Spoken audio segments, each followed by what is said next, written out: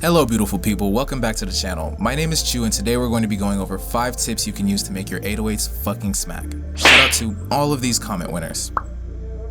Comment below for a chance to feature in the next video. Check out the link in the description if you would like to get 5 free kits and 5 free beats. And use a thunderbolt on that like button. If we can get to 1,000 likes on this video, I'll do a dope giveaway in the next tutorial. Okay, with the intro out of the way, let's talk about the 5 steps we're going to be covering. Sound selection, sample control, the golden rule, distortion, and parallel compression. Are you ready? Okay, sound selection. Come on y'all, we've been over this. Shitty sounds equals shitty beats, no way around it. So I'm not gonna repeat it. Except that I am. Shitty sounds will always make your beat shitty. You must start your projects off with pleasant sounds, otherwise you just end up fighting a losing battle the rest of the time. My Paradigm 808 kit has 40 high quality bass sounds and 808 samples designed to perform well in any genre. This kit is usually my go-to every time I need an 808 or sub bass sample in a beat. If you're interested in getting my Paradigm 808 kit 100% free, check out the link in the description below and let me know what email address to send it to. Okay. So I'll pick a loop from the new Moonboy Loop Kit by Scorch. If you want to try this kit out for free, hit the link in the description.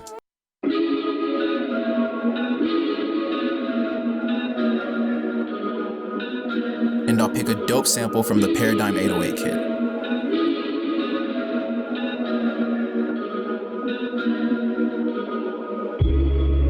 And now I'll just quickly create a workable pattern that we can come back and change later if need be.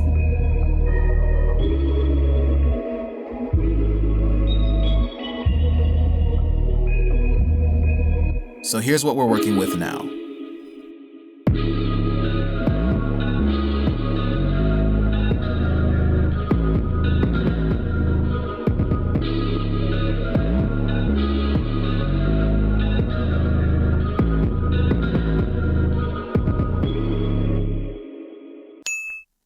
This step simply has to do with how your 808 plays every time the note plays. Does it play forever until the sample finishes?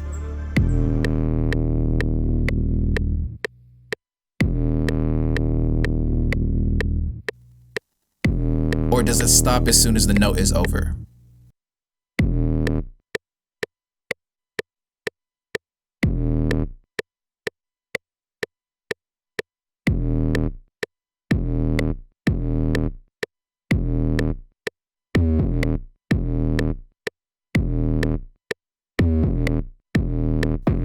Ideally, we want the latter. To achieve this in FL Studio, all you have to do is go to the channel settings of your 808 sample and go to the envelope tab. From there, turn all 6 of these knobs down to 0. Once you've done that, turn the hold knob all the way back up to 100. This envelope adjustment will make it so that your 808 never plays longer than it's supposed to. This will prevent your samples from clashing and will give you more overall control when you're making bass lines. Here's how my 808 pattern sounds like after adjusting the envelope and playing with the note lengths a bit.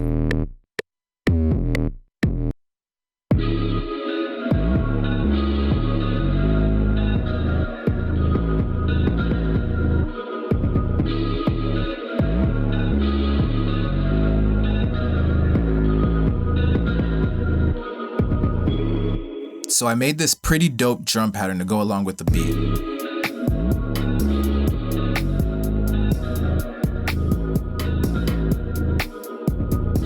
And I use sounds from the Centerfold drum kit, which you can check out for free in the description below.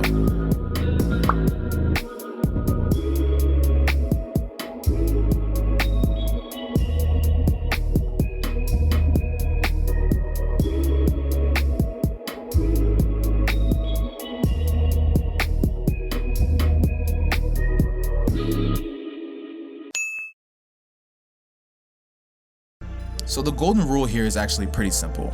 Your 808 or whatever sound or instrument that ends up occupying your lowest frequencies, 30 Hz to about 75 Hz, should be the starting point and focal point of your beat mix. Stated more naturally for those of you who didn't grasp it the first time around. Begin your mix with the 808 and turn that motherfucker way up. I always start my mix with the 808 and it is usually the loudest thing, hitting around -16 decibels.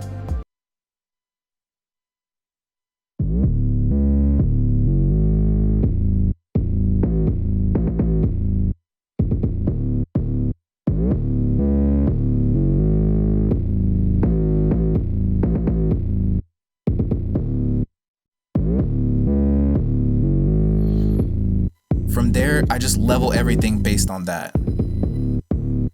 If you're interested in my full mixing process, I made a tutorial covering it a couple of months ago. I'll link it in the description below so that you can check it out after this video.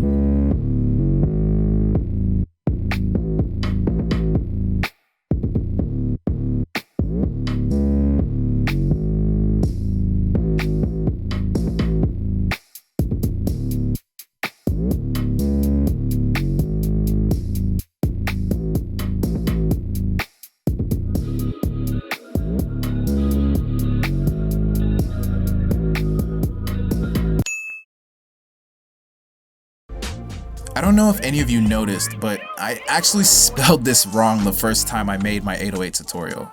It's pretty amusing to me because at this point, hundreds of thousands of people have seen that typo. It really eats me up. Anyways, distortion is a significant key to getting your 808 to smack. There are many functional purposes to distortion, and if you want to see me make a video on just that, definitely let me know in the comment section. I would love to. The function that we are going to be focusing on is how distortion can add high frequency fuzz or noise to 808s that allows it to stand out more prominently in mixes. This is especially helpful for smaller speakers such as earbuds or generally shitty speakers. Typically, I use the stock distortion VST in FL Studio, Fruity Distortion. However, today I wanted to use something a little more universal. Camel Crusher has been my go-to distortion plugin for some time.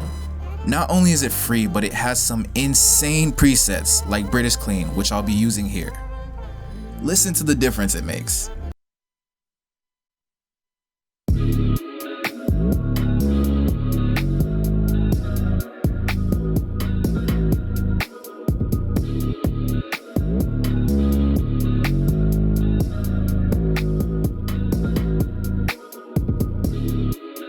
If you want to take this one step further to have your 808 hitting cleanly through the mix, you can add an EQ right before your distortion comes in and another right after. The first one will be used to cut out all frequencies under 30 Hz. These are muddy and we don't want them in our mix anyways, and we especially do not want to add distortion to them. The second EQ will be used to level off and pick away at any nasty sounding higher frequencies that may have been introduced as a result of using the distortion VST.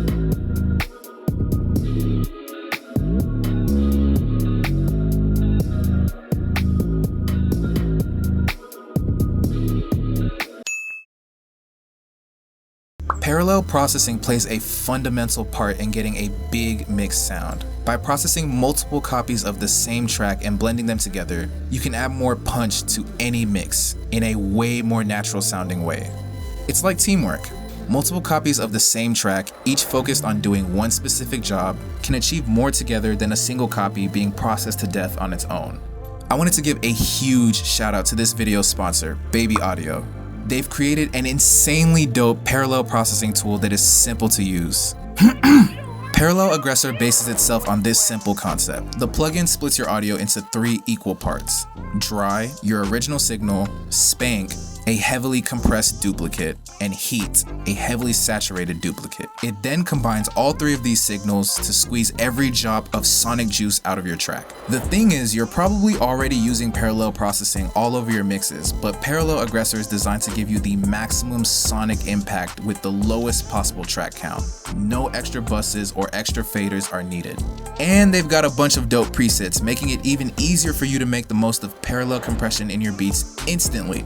If you're interested in getting your feet wet in parallel processing, or if you're looking for an excellent parallel compression VST, I would have to say, look no further. Check out the link in my description and give Parallel Aggressor a shot for free. So I'm going to search through some of these presets to find something that makes my 808 smack.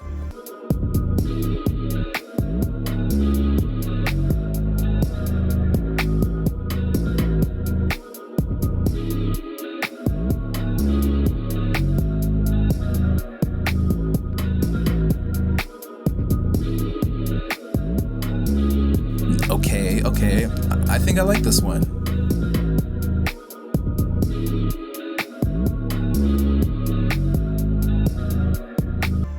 Okay, so I've structured the whole beat out and I'm gonna let it rock for the outro. Thank you so much for tuning in to watch today.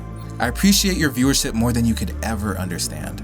Don't forget to grab your free beats and free kits on the way out. Drop a like if you learned something new, and share this video with a producer who could use some help with 808s. And don't forget to subscribe. If you don't, your FL Studio will freeze the next time you use it, you'll spill coffee on your MIDI keyboard, and your crush will call your next beat trash. Wait, really?